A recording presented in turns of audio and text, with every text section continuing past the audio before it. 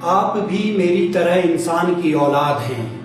आप मुंह मांगी दुआ और हम अनसुनी फरियाद हैं। नमस्कार, मेरा नाम आनंद रावत है। आज के राजनीतिक किस्से में हम बात करेंगे जगजीवन सिंह कन्याल जी की।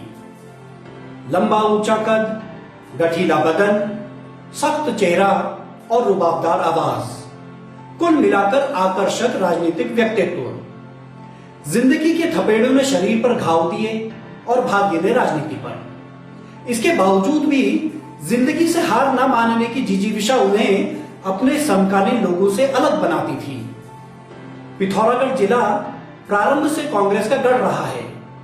जंग बहादुर सिंह जी से लेकर नरेंद्र सिंह बिष्ट जी और हरीश रावत जी पिथौरागढ़ जिले से अल्मोड़ा के सांसद रहे। ग्राम सभा से लेकर लोकसभा तक कांग्रेस का परचम लहरा रहा था। ऐसे में जिले के सबसे बड़े डिग्री कॉलेज लक्ष्मण सिंह महर राजकीय स्नातकोत्तर महाविद्यालय में राष्ट्रीय स्वयंसेवक संघ की छात्र इकाई के जगजीवन सिंह कन्याल जी ने अध्यक्ष पद का चुनाव जीता। डीडीहाट ब्लॉक के ग्रामीण पृष्ठभूमि के जगजीवन सिंह कन्याल के लिए पिथौरागढ़ शहर में पैर जमाने के लिए इतना काफी था, लेकिन पनघट की डगर अभी भी काफी मुश्किल थी। 1977 में जनसंघ की तरफ से मुरली मनोहर जोशी जी ने अल्मोड़ा लोकसभा का चुनाव जीता, परंतु 1980 में बनी भारतीय जनता पार्टी अल्मोड़ा लोकसभा में धीरे धीरे अपनी पकड़ खोती जा रही थी। 1985 के लोकसभा चुनाव में दूसरे और 1989 के लोकसभा चुनाव में तीसरे स्थान पर चली गई। ऐसे में 1988 में अल्मोड़ा लोकसभा के अंतर्गत पिथौरागढ़ से भारतीय जनता पार्टी के लिए एक सुकून भरी खबर आई।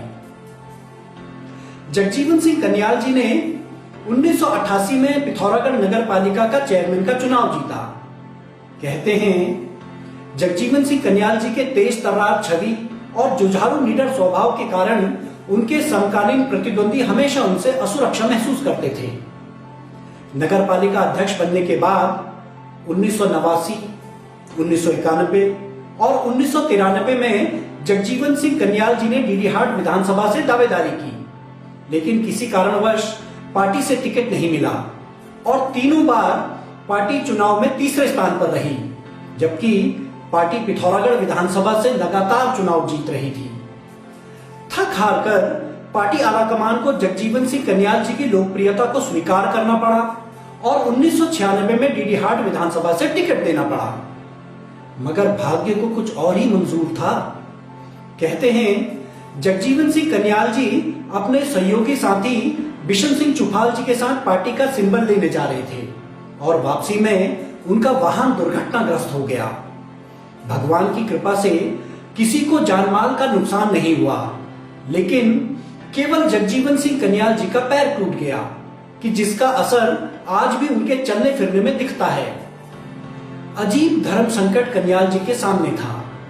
पूरी जिंदगी भर का संघर्ष आंखों के सामने घूम रहा था और पैर में लाचारी और बेबसी दिख रही थी। संघर्ष के पर्याय कन्याल जी ने तुरंत निर्णय लिया कि उनके स्थान पर उनका सहयोगी बिशन सिंह चुफाल चुनाव लड़ेंगे और अस्पताल से ही पार्टी आलाकमान को अपने निर्णय से अवगत करा दिया और बिशन सिंह चुफाल को चुनाव जिताने की जिम्मेदारी भी ले ली। पार्टी आलाकमान अब तक कन्याल जी की लोकप्रियता को जान चुकी थी और उनकी राय पर अपनी मोहर लगा दी। डीडीहाट विधानसभा चुनाव में भाजपा 1989, 1991 और 1993 में तीसरे स्थान की पार्टी थी और 1996 के विधानसभा चुनाव में अविश्वसनीय जीत हासिल की। 1996 में शुरू हुआ बिशन सिंह चुफाल जी का जीत का सिलसिला 2002, 2007, 2012 और 2017 में भी अनावरत चला रहा। कहते हैं 1996 में अगर जगजीवन सिंह कन्याल जी ने बिशन सिंह चुफाल पर हाथ ना रखा होता तो शायद उनका चुनाव जीतना मुश्किल होता। अपने राजनीतिक जीवन में कन्याल जी ने बहुत से लोगों को आगे बढ़ाया, जिसमें से कुछ आज अपने राजनीति के चरम पर हैं। जगजीवन सिंह कन्याल पार्टी द्वारा की गई अनदेखी से खिन्न हो गए और जिसको राजनीति में आगे बढ़ाया उसने ही साथ नहीं दिया। 1996 में पार्टी का सिंबल लेकर लौट रही गाड़ी का दुर्घटना नहीं होती तो शायद आज राजनीतिक फलक अलग होता। आज जगजीवन सिंह कन्याल जी गुड़गांव में अपने परिवार के साथ समय व्यतीत कर रहे हैं। आज के इस कार्यक्रम का मुख्य उद्देश्य आज की युवा पीढ़ी को जगजीवन सिंह कन्याल जी के व्यक्तित्व से परिचित कराना है। धन्यवाद।